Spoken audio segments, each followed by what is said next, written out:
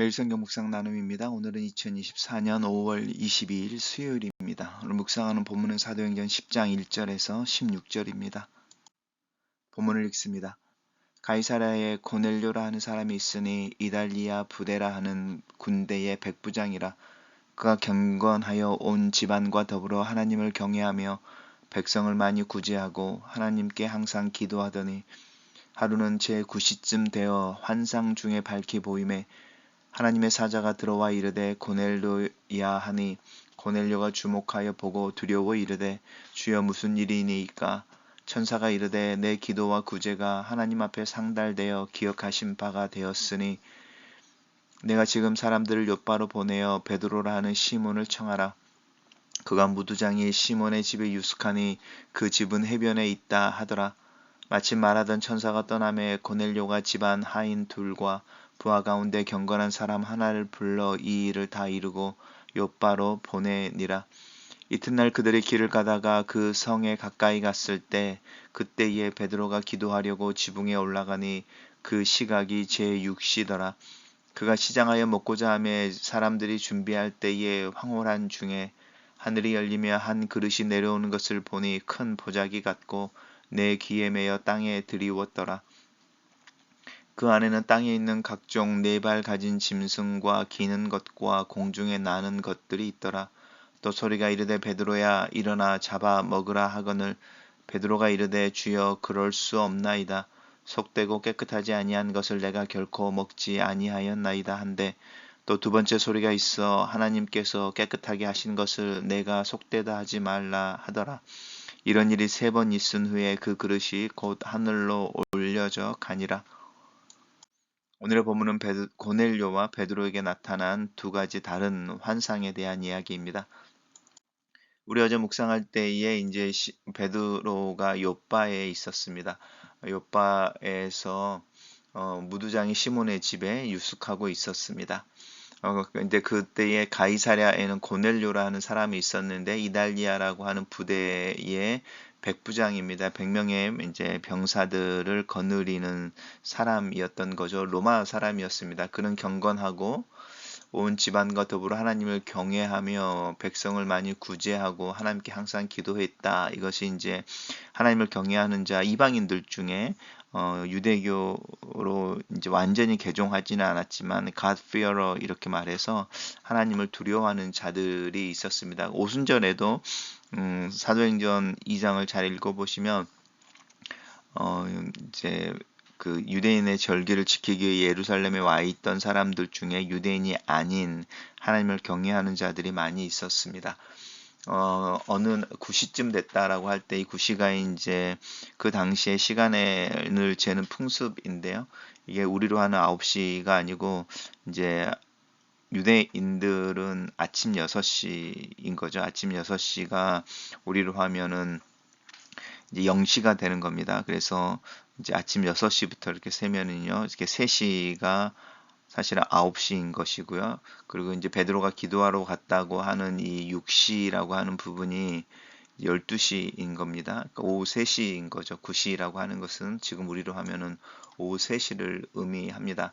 환상 중에 밝히 보이며 하나님의 사자가 들어와서 고넬료를 부르고 내 기도와 내 구제가 하나님께 상달되어 기억하신 바 되었다. 하나님이 알고 있다라고는 하는 것이고 지금 욥바에 있는 베드로라는 시몬을 청해라라고 하는 부분입니다. 그럴 때 베드로 이제 고넬료가 하인 둘 자기가 신뢰할 수 있는 사람이겠죠. 부하 중에 경건한 사람 하나를 불러 욥바에 보냅니다. 이튿날이라고 할 때 이제 고넬료가 있었던 가이사라에서 이제 욥바까지 걸리는 시간이죠. 그래서 그 성에 다 가까이 왔을 때에 그때에 베드로가 이렇게 말합니다. 이 하나님의 타이밍이라고 하는 부분이죠. 고넬료에게 먼저 하나님의 사자가 나타나 이제 베드로를 청해라라고 말하고 이제 동시대에 베드로에게 나타나시는 것이 아니고 그래서 이제 고넬료가 그것에 순종하여 하인과 부하를 보내서 그들이 성에 가까이 갔을 때에 베드로가 기도하러 지붕에 올라갑니다. 그때에 이제 환상을 보게 되는 거죠. 특별히 이제 베드로가 기도하고 있었는데라고 하는 부분과 그가 시장하여서라고 하는 부분과도 연결시켜져 있습니다. 하나님이 어떤 일들을 하실 때 우리 육체적인 필요, 우리가 처해 있는 어떤 상황과 관련해서 우리들에게 어떤 환상을 보여주기도 하시고 또 하나님의 뜻을 보여주시는 것을 저희들 경험할 수 있습니다.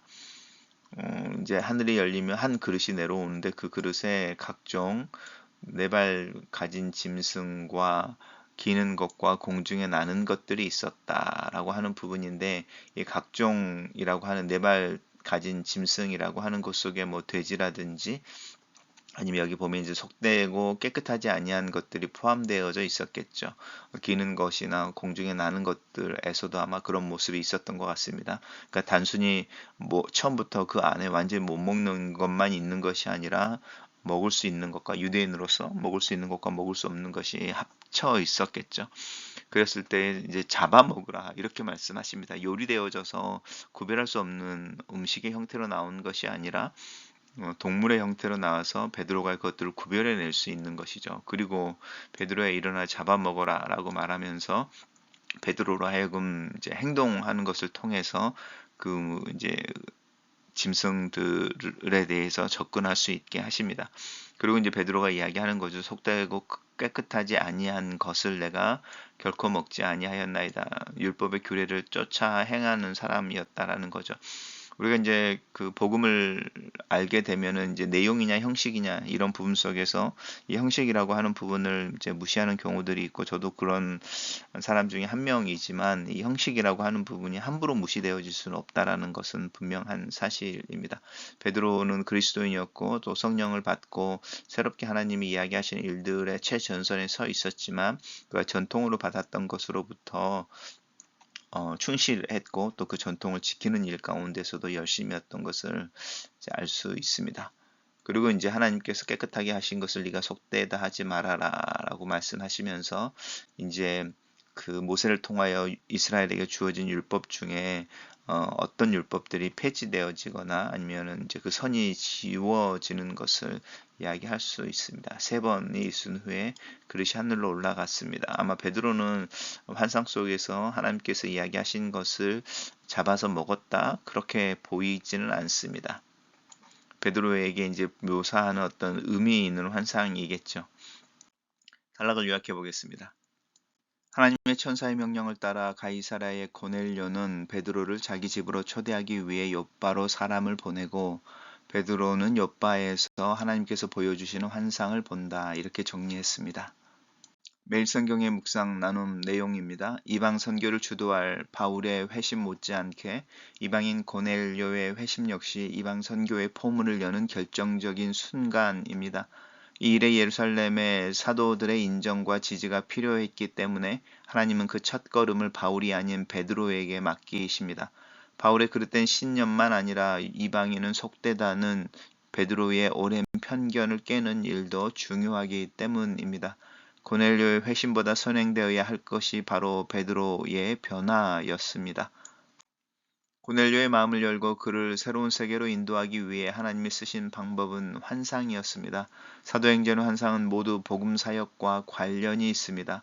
복음 전도의 물꼬를 트기 위해서는 편견을 깨고 경계를 넘어서야 합니다.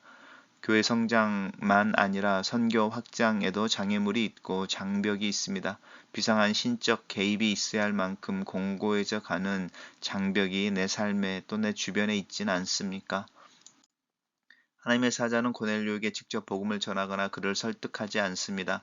그저 하나님이 그의 기도와 구제를 받으셨다는 것과 욥바에 있는 베드로를 청하도록 명령할 뿐입니다. 그 말을 듣고 고넬료는 지체 없이 순종하여 종들을 보냅니다. 그 의도를 다 알 수 없지만 단순하게 순종하는 고넬료를 봅니다. 하나님을 향한 경외는 순종을 통해 입증되고 하나님의 경륜은 우리의 순종을 통해 성취되어져 갑니다. 고넬료가 환상을 본 다음 날 욥바에 있는 베드로도 기도 중에 환상을 봅니다. 율법에 접촉되는 부정한 것을 먹으라는 명령은 베드로에게 시험으로 들렸을 것입니다. 하지만 이런 일이 3번 반복되었다면 누구든 이것이 모호한 착시가 아니라 명확한 계시이고 시험이 아니라 명령이라는 것을 깨달았을 것입니다. 하지만 고넬료의 단순한 순종과 달리 베드로는 단호히 거절합니다. 그때까지 베드로는 사마리아인이나 무두장이처럼 자신과 같은 유대인에 대한 편견을 극복했지만 이방인에게까지는 그 편견을 깨는 것이 미치지 못하고 있었습니다. 베드로는 더 열려야 했고 더 너그러워져야 했습니다. 복음은 이렇게 꽉 막힌 우리의 마음을 활짝 열어 젖힙니다. 글로서는 기도입니다.